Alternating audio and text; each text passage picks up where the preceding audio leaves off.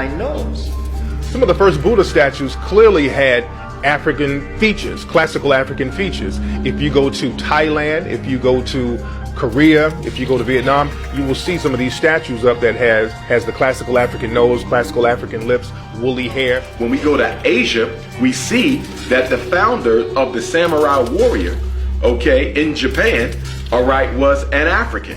We found that the founders of the ninja system was an African. In fact, in Japan, there's a saying that if you don't have a little bit of African blood, you can never truly be a samurai. Martial arts was established by a black Dravidian who was living in southern India by the name of Bodhidharma. The Bodhidharma, it was said that he walked from southern India into Asia, China, and on his way there, he would study the fighting mechanisms of animals, and he used that as a form of self-defense for himself, and that's where martial arts started.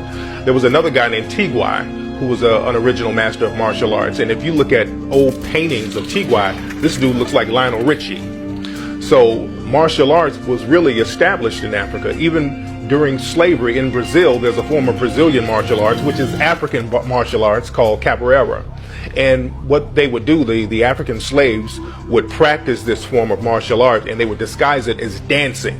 When we look at the early pictures of most of the deities of Asia, nearly all of them bore striking resemblance to the deities of the Nile Valley civilizations. And even in their writings, you will see that even in Asia, not just Greece and Rome, but even in Asia, you see them paying tribute to the spiritual systems and history that they had learned in Africa. In fact, the Asian spiritual system is probably the closest approximate to the traditional African spiritual system. From the one, you get many, with the creator being manifested in all living organisms, be it a tree or a human being.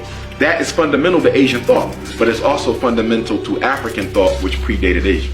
When you go into these jungles in Bangkok and the areas of Vietnam, when the Vietnamese, when they were fighting in Vietnam, they went into these temples, they saw nothing but these African faces. When they saw the black man dressed up like that, they thought that the Buddha gods had come back. All these black men dressed in these American faces, they were accustomed in the bush to these black faces, these black Buddhas. And when you go deeper into that information, you're only seeing black faces. You could go down into certain parts of Africa or down there, I forgot the name of the tribes, but in the Bantu, you could look at them and they have very high cheeks and their eyes are completely slanted. So you can tell where the Chinese people actually ascended from.